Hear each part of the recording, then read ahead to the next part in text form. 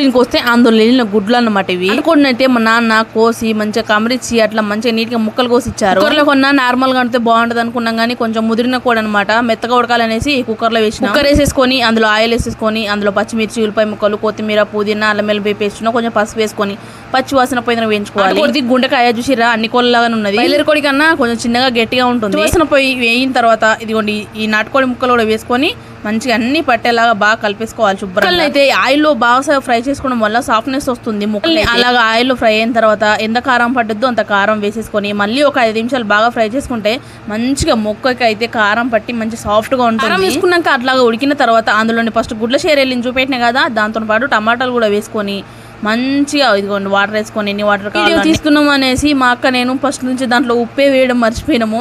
పర్లేదు లాస్ట్ లో వేసినాం సరిపోయింది. అందులోనే ధనియా పౌడర్, గరం మసాలా కూడా వేసుకొని కుక్కర్ పెట్టేసి 9-10 విజిల్ ఉంచితే అంతే మన నాటుకోడి కూర రెడీ.